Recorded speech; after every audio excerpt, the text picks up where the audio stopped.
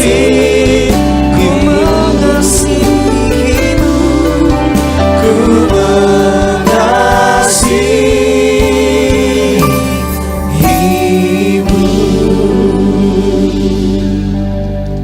Kami bersyukur Tuhan Yesus, kami sudah bersatu dengan tubuh dan darah-Mu. Kami percaya mukjizat sudah terjadi di tengah kami, dan kami mau duduk diam di bawah kaki-Mu, masuk dalam firman-Mu. Urapi kami ya Tuhan, dan terangi mata hati kami, bantu kami untuk dengar firman-Mu seperti yang Kau katakan. Barang siapa bertelinga, hendaklah ia mendengar apa yang Roh katakan kepada jemaatnya. Berfirmanlah ya Tuhan, kami siap untuk mendengarkan.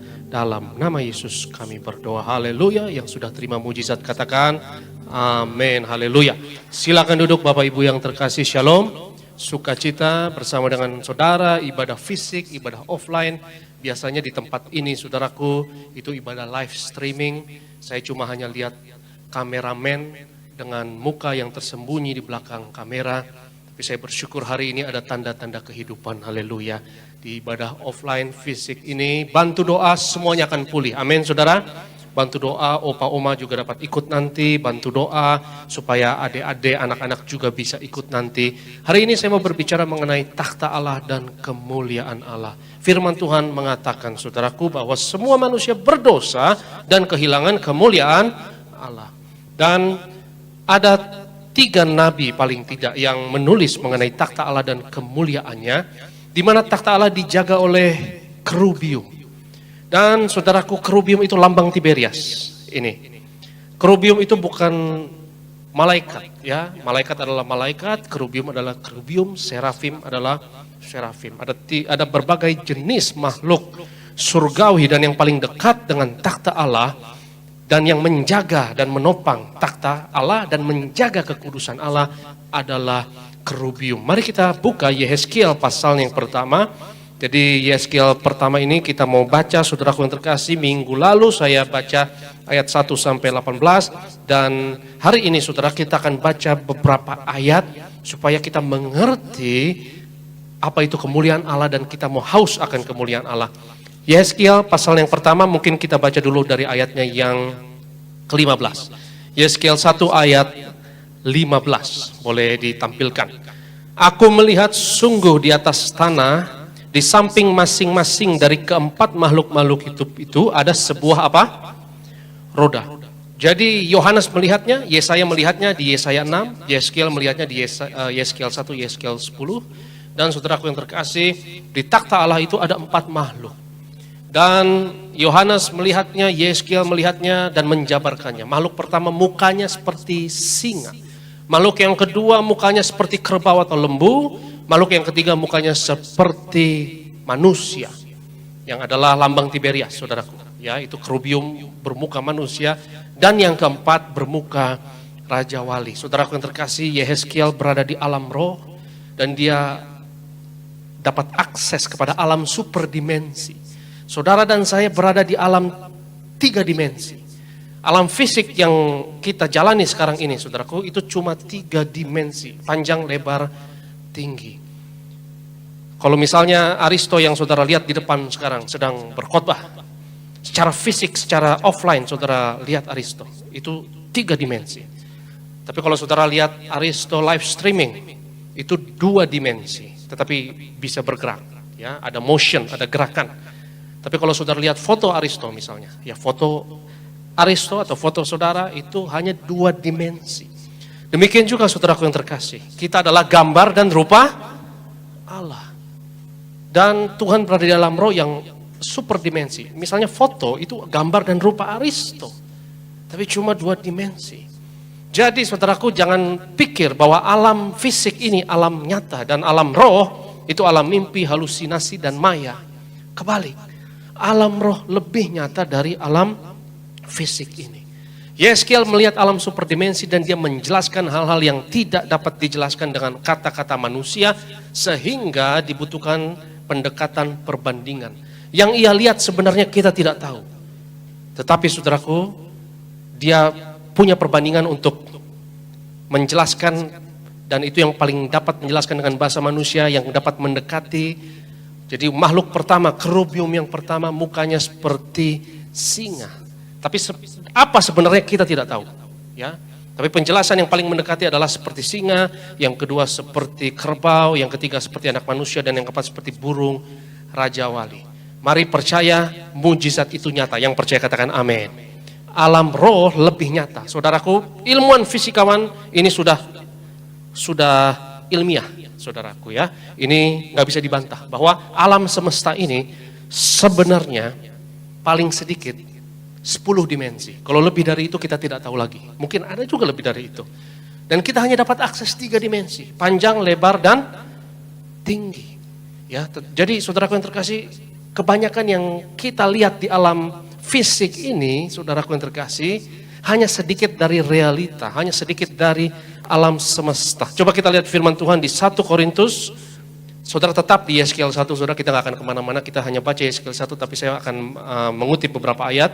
Coba ditampilkan di firman Tuhan dalam 1 Korintus 13. 1 Korintus 13 ayatnya yang ke-12. Karena sekarang kita melihat dalam apa?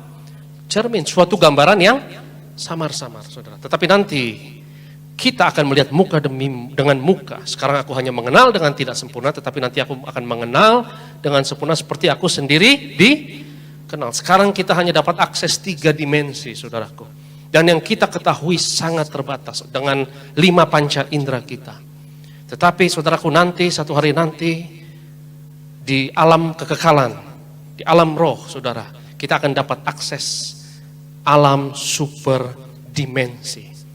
Dan perhatikan saudaraku, ya tadi ayat 15. Jadi makhluk-makhluk hidup ini adalah 4 makhluk yang saya sebut sebagai krup. Kenapa saya sebut sebagai krup? Nanti saya akan jelaskan. Lihat ayat 16. Yeskiel 1 ayat 16. Rupa roda-roda itu seperti kilauan permata pirus, dan keempatnya adalah serupa. Buatannya seolah-olah roda yang satu di tengah yang lain. Roda di dalam roda.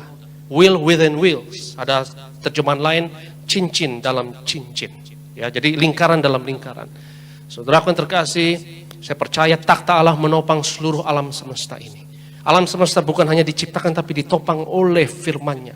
Ada kuasa yang tidak kelihatan yang memaintain semua planet untuk berputar pada orbitnya, semua bintang untuk berputar pada orbitnya, dan dalam skala mikro yang kecil, yaitu proton, neutron, elektron untuk berputar dalam inti atom. Dan kalau salah satu dari setiap materi partikel tersebut keluar dari orbitnya, maka hancur semua alam semesta ini, saudaraku. Maka saya percaya bahwa takhta Allah menopang seluruh alam semesta. Dan kenapa takhta Allah ini melibatkan roda, saudara? Karena takhta Allah bukan seperti tempat duduk yang kita duduki, statis, diam aja di situ. Tapi takhta Allah itu dinamis, tidak mengenal ruang, tidak mengenal waktu, dan maha hadir. Karena Tuhan maha hadir. Coba kita perhatikan firman Tuhan di Mazmur, ya, Mazmur 18. Betul ya, JP ya? Yaitu bagaimana, saudara Tuhan, kita akan melihat bahwa takhta Allah bukan sesuatu yang, Mazmur 18 ayat 11. Tuhan mengendarai apa? Krup. Katakan bersama saya, krup. Lalu terbang dan melayang di atas sayap angin. Maka takhta Allah disebut Merkabah dalam bahasa Ibrani, yang artinya juga kereta. Kenapa takhta Allah juga alat transportasi? Karena Tuhan maha hadir. Kita nggak bisa melocate di mana keberadaan Tuhan, karena keberadaannya di luar ruang dan waktu. Takhta Allah dinamis. Saudaraku, ketika engkau hari ini kita memuji, menyembah Tuhan, Tuhan bertakhta di atas pujian penyembahan kita. Yang percaya katakan amin. Maka tempat ini jadi takhta Allah. Tuhan bertakhta di pujian dan penyembahan orang percaya. Ia bersemayam di atas pujian umatnya. Dan takhtanya bisa di Gading Nias ini, bisa di Tiberias Balai Sarbini, bisa di seluruh cabang Tiberias, di mana saudara berada menyembah memuji Tuhan, takhta Allah ada di situ. Jadi takhta Allah bukan sesuatu yang statis diam saja, tetapi suatu alat transportasi juga yang misterius, saudaraku, yang di mana kita lihat di sini bahwa Tuhan mengendarai para kerup. Coba kita baca ayat selanjutnya, yaitu ayat yang ke-17, Yeskiel 1 ayat 17. Kalau mereka berjalan, mereka dapat menuju ke 4 jurusan. Mereka tidak berbalik kalau berjalan. Mereka mempunyai lingkar, dan aku melihat bahwa sekeliling lingkar yang 4 itu penuh dengan mata. Ya, bahwa kerup itu penuh dengan mata. 19. Kalau makhluk-makhluk hidup itu berjalan, roda-roda itu juga berjalan di samping mereka. Dan kalau makhluk-makhluk hidup itu terangkat dari atas tanah, roda-roda itu turut terangkat. Ke arah mana roh itu hendak pergi, kesanalah mereka pergi. Dan roda-rodanya sama-sama terangkat dengan mereka, sebab roh makhluk-makhluk hidup itu berada di dalam apa? Roda-rodanya. 21. Kalau makhluk-makhluk hidup itu berjalan, roda-roda itu berjalan. Kalau mereka berhenti, roda-roda itu berhenti. Dan kalau mereka terangkat dari tanah, roda-roda itu sama-sama terangkat dengan mereka, sebab roh makhluk-makhluk hidup itu berada di dalam rodanya. Saya percaya Bapak Ibu yang terkasih, bahwa segala sesuatu yang ada di dunia ini tidak lepas dari keputusan takhta Allah dan kemuliaannya. Dan kita tidak tertarik dengan malaikat atau kerubium, saudaraku. Kita lebih tertarik dengan Tuhan, karena kita menyembah Tuhan. Yang percaya katakan amin. Tetapi kemuliaan Tuhan melibatkan kerubium. Kerubium ini penjaga kemuliaan Allah, dan kerubium ini penjaga takhta Allah. Sehingga saudaraku, ada baiknya kita mengenal sedikit banyak mengenai malaikat kerup ini. Ini malaikat yang paling dekat dengan Tuhan dan takhtanya. Malaikat yang keputusan paling final ada di takhta Allah ini, saudara. Dan roda tersebut dalam bahasa Ibrani adalah ofanim, yang artinya siklus, yang artinya juga bisa gelombang, yang artinya juga bisa roda atau jalan. Sehingga saya percaya, saudaraku, keputusan final di alam semesta ini ada pada takhta Allah. Dan 4 kerup tersebut, apa yang sudah diputuskan di situ akan mengikat dan final. Dan keputusannya adalah minyak anggur tidak dirusakkan di akhir zaman ini. Saudaraku, kita mungkin menghadapi pandemi, tentu harus bijak, tentu harus hati-hati.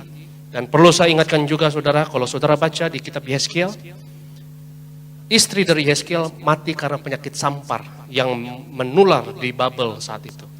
Jadi orang yang punya akses ke takhta Allah pun, saudaraku, juga rentan terhadap penyakit. Jadi tentu kita hati-hati, dan protokol-protokol dalam ibadah ini, saudara, kita taati, dan kita maklumi untuk tidak ada altar call dan lain sebagainya sampai keadaan pulih kembali. Tetapi kita percaya yang final dan paling mengikat adalah minyak anggur tidak dirusakkan. Yang percaya katakan amin. Dan saudaraku yang terkasih, orang senang kalau punya akses kepada pejabat. Orang bangga kalau punya akses kepada penegak hukum misalnya, atau orang-orang besar, orang-orang hebat. Tapi saudara dan saya oleh darah Yesus, saudara punya akses ke takhta Allah yang memegang nyawa seluruh makhluk. Saya percaya jatuh bangunnya satu bangsa, jatuh bangunnya seorang pemimpin, jatuh bangunnya semua manusia, nafas manusia, hidup manusia, semua dipegang oleh takhta Allah dan kemuliaannya. Sehingga saudaraku yang terkasih, jangan cari muka manusia, cari wajah Tuhan. Karena wajah Tuhan itu yang menentukan. Dan 4 makhluk ini yang ngelepas 4 kuda bencana. Kuda pertama warnanya apa di kitab Wahyu, saudara? Kuda apa? Putih. Yang pertama kuda putih, ya. Yang kedua kuda apa? Merah. Ayo baca lagi nanti ya. Yang kedua kuda merah, itu bencana. Ya, ini 3 kuda yang bawa bencana. Dan yang ketiga kuda hitam dengan penunggangnya bawa timbangan. Resesi ekonomi terjadi, ya. Secupak gandum sedinar, 3 cupak jelai sedinar. Tapi jangan rusakkan minyak dan anggur, saudaraku. Dan kuda hijau kuning yang terakhir, yaitu maut dan kerajaan maut disertai penyakit sampar, perang dan lain sebagainya. Berita bagusnya adalah begini. Berita buruknya adalah bencana pasti terjadi dan harus terjadi, saudara. Tapi berita baiknya adalah semuanya dalam kendali Tuhan. Yang percaya katakan amin. Tuhan yang tetap kendalikan.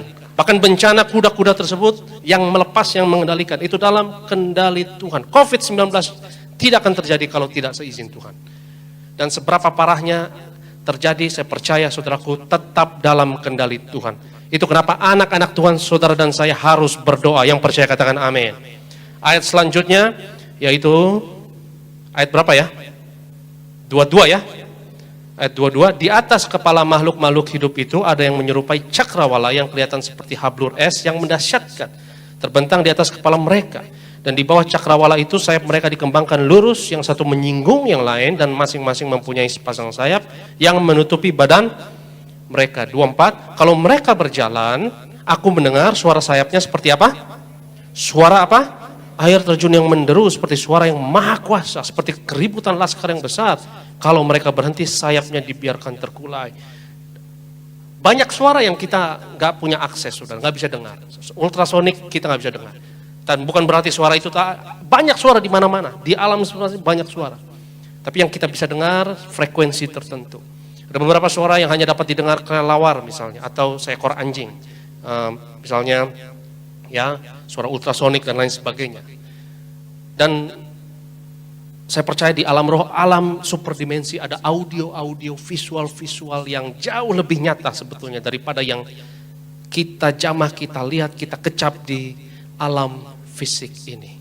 Dan saudaraku yang terkasih, perlu saya beritahu kepada saudara ya, bahwa sekali lagi kerub ini, malaikat penjaga takhta Allah, punya akses paling dekat dengan takhta Allah, dan orang Yahudi semuanya sepakat ya, ini malaikat kelas tertinggi. Bahkan beda sama kerub, itu beda dengan malaikat sebetulnya. Dan Lucifer, iblis, setan, awalnya adalah seorang kerub. Coba kita lihat di Yehezkiel 28 ayat 14 kalau nggak salah, Yehezkiel 28 ayat 14. Kita lihat, ini berbicara mengenai Lucifer, mengenai setan, mengenai iblis.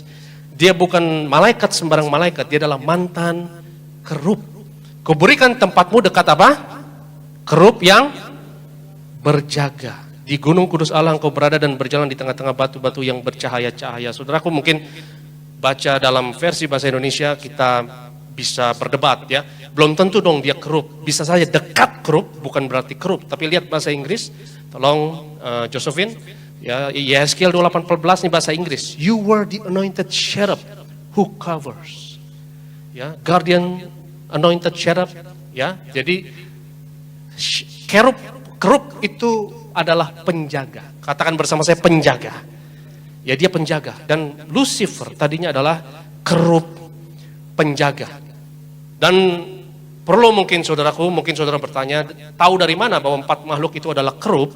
Coba lihat Yehezkiel 10 ayat 15. Untuk supaya ya saudara yakin, sekali sampai selama-lamanya kita yakin ya, bahwa 4 makhluk hidup tersebut yang dilihat oleh Yehezkiel, dilihat oleh Yohanes di kitab Wahyu adalah kerub.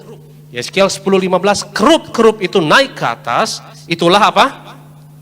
4 makhluk hidup tersebut ya, yang dahulu kulihat di Yehezkiel pasal 1 di tepi sungai Kebar. Jadi kerub bukan malaikat sembarang malaikat. Ini malaikat yang paling menakutkan, saudaraku, yang paling dihormati ya, yang kalau saudaraku yang terkasih ya, mereka sampai turun tangan, kelar hidup lu, istilahnya gitu saudara ya.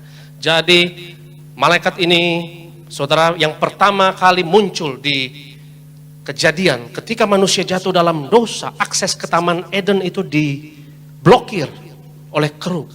Dan Alkitab katakan mereka berjaga-jaga supaya manusia jangan sampai makan pohon kehidupan dengan pedang yang menyambar ke segala arah. Saudaraku, kalau takhta Allah sudah berbicara, percayalah bahwa semuanya pasti terjadi dan semuanya dalam kendalinya. Dan terakhir kali saya cek, takhta Allah berbicara, minyak anggur tidak akan dirusakkan di akhir zaman. SK-nya sudah keluar. Yang percaya katakan amin.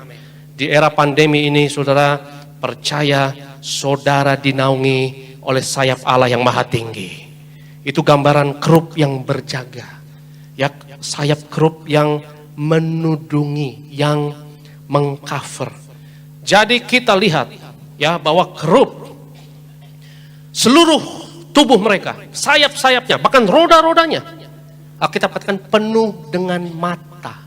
Mata di sepanjang arah, saudara. Ya, sayapnya di belakang, depan, kiri, kanan penuh dengan mata. Kenapa? Mereka adalah penjaga.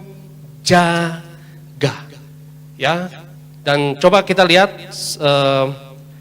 satu ayat ini di Daniel pasal yang keempat, tolong ditampilkan, Josephine. Daniel 4 ayat 17. Nebukadnezar bermimpi dan dia tidak bisa menafsirkan mimpi tersebut. Dia panggil Daniel dan akhirnya Daniel yang dapat menafsirkan. Mimpinya adalah mengenai dirinya sendiri, mengenai pohon yang tinggi menjulang lalu harus ditebang. Dan Tuhan jatuhkan hukuman atas Nebukadnezar karena kesombongannya. Nebukadnezar gila, saudara, selama beberapa bulan. Dan ini juga didukung oleh literatur di Babel, bukan hanya di Alkitab, bahwa sempat dia kehilangan kewarasannya dan berlaku seperti binatang liar. Dan itu hukuman yang diberikan di Daniel pasal 4. Ini mimpinya Nebukadnezar, ya. Daniel 4:17.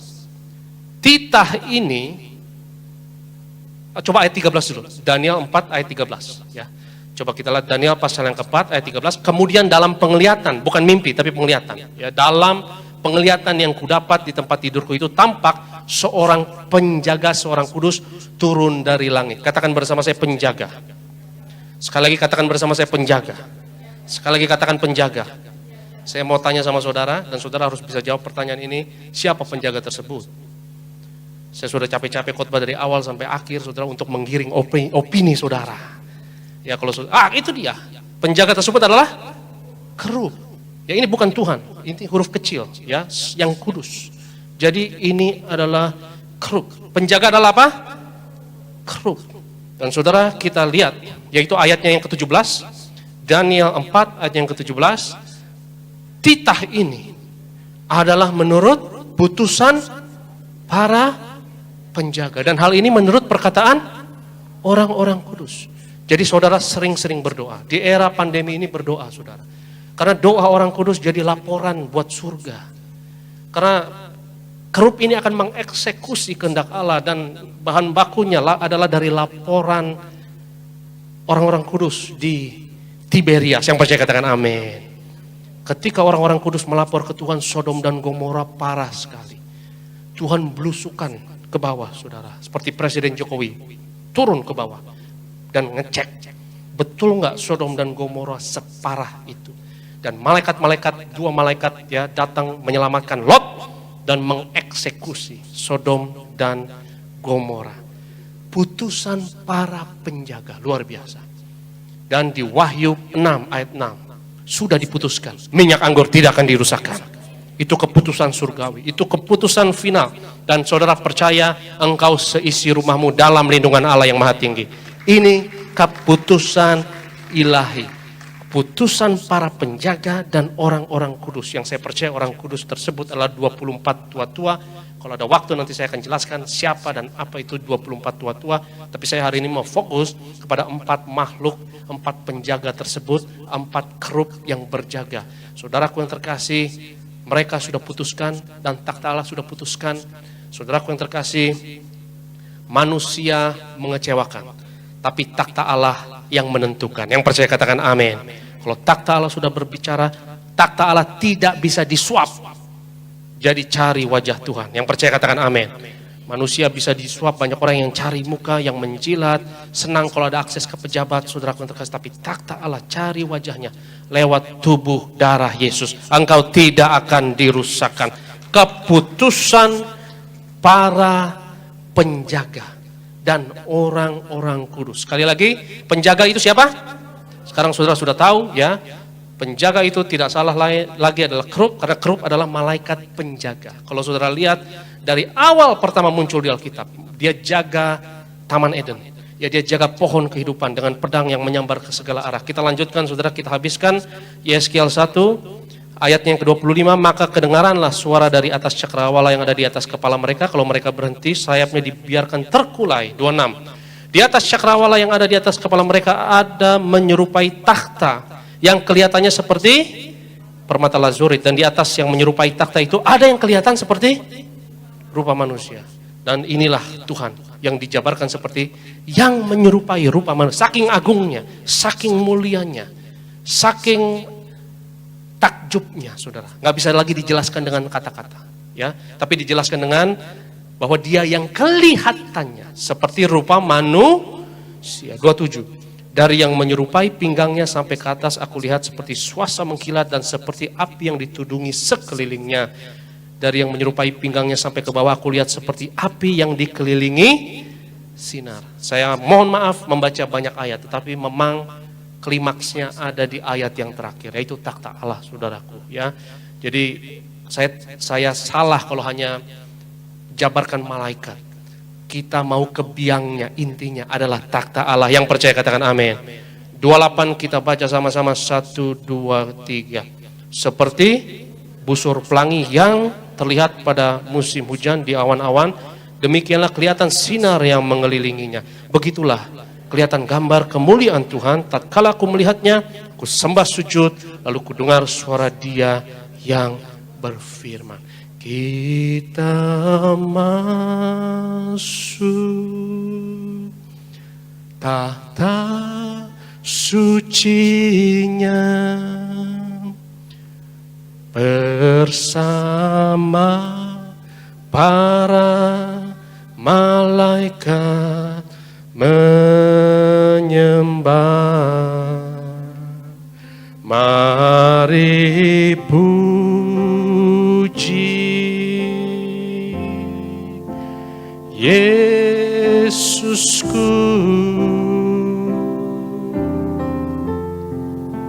kita masuk hadiratnya maha. Sekali lagi kita masuk takhta sucinya. Kita masuk takhta suci bersama para malaikat, bersama para malaikat menyembah. Mari puji Yesusku, mari puji Yesusku, kita masuk hadiratnya, kita masuk hadiratnya maha. Keputusan para penjaga dan orang-orang kudus. Keputusan para penjaga dan orang-orang kudus. Takhta Allah sudah memutuskan, saudaraku, bahwa minyak anggur tidak dirusakkan. Keputusan itu sudah diberikan dan mari percaya saudara diluputkan. Mari percaya engkau tidak akan dirusakkan. Keputusan itu sudah dibuat dan ini yang paling mengikat. Dia yang bertakhta bersemayam di antara sayap kerubium. Dia yang memegang semua nyawa nafas makhluk di tangannya. Dia sudah berfirman, sudah diputuskan. Maka jangan takut, jangan gentar. Percayalah, saudara tidak dirusakkan.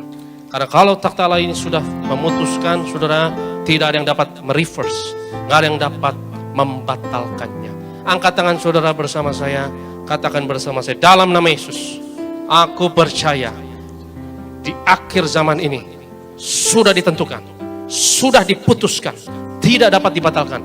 Aku percaya dalam nama Yesus, minyak dan anggur tidak dirusakkan. Kami patahkan, kami tolak COVID-19 atasku, atas keluargaku, sisi rumahku, atas gerejaku. Aku tidak dirusakkan. Karirku, bisnisku, pekerjaanku tidak dirusakkan. Kesehatanku dalam nama Yesus tidak dirusakkan. Gerejaku tidak dirusakkan. Keluargaku tidak dirusakkan. Sebab sudah diputuskan, sudah ditentukan. Minyak anggur tidak dirusakkan. Dalam nama Yesus. Haleluya. Amin. Beri kemuliaan bagi Tuhan. Haleluya, haleluya. Mari kita satu di dalam doa. Kami berdoa ya Tuhan untuk setiap permohonan doa anak-anak-Mu, Engkau yang berfirman, berdoa orang benar besar kuasanya. Maka kami percaya ya Tuhan, doa kami ini sampai ke takhta Allah. Dan kami percaya Tuhan, Engkau yang melakukan kehendak-Mu dengan segala kuasa dan mujizat dalam hidup setiap kami. Berkati gereja-Mu ya Tuhan, berkati gembala dan ibu Tuhan, beri umur panjang kesehatan hamba-hamba-Mu, berkati lindungi setiap kami ya Tuhan. Berkati lindungi ya Tuhan worship leader dan para singer, Berkati lindungi imam pemusik, berkati lindungi Pak Marwoto, Ibu Rita dan tim pelayanan, setiap hamba Tuhan, setiap pekerja, Asher dalam lindungan Tuhan. Kami tolak penyakit sampar, lindungi setiap kami ya Tuhan, dan setiap jemaat-Mu dan keluarga kami ya Tuhan dalam perlindungan Tuhan.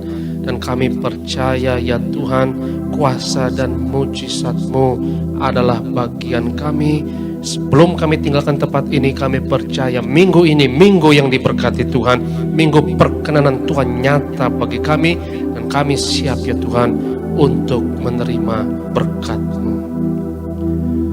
Yevarech Adonai vayishmerecha, Ya'er Adonai panav elecha v'chunecha, Yisa Adonai panav elecha v'yashem lecha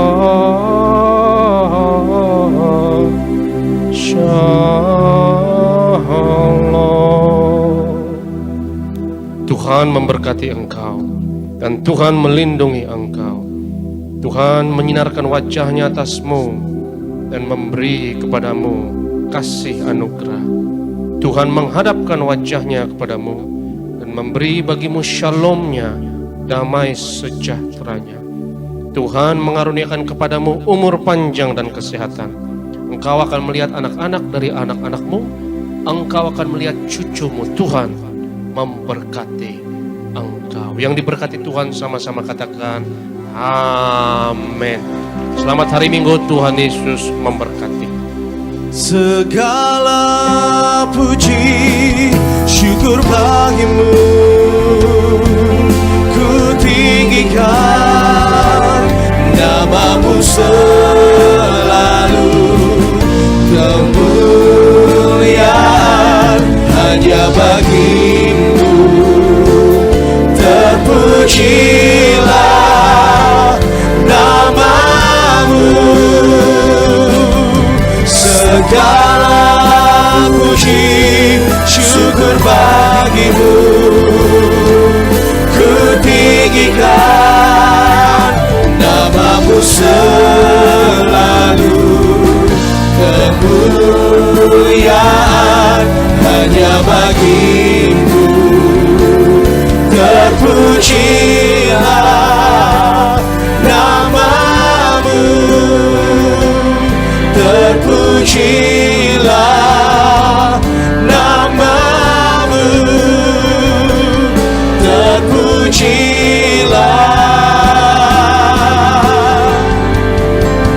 namamu. Puji nama terbaiklah saudara sekalian. Selamat hari Minggu. Tuhan Yesus berkati bagi Tuhan. Shalom.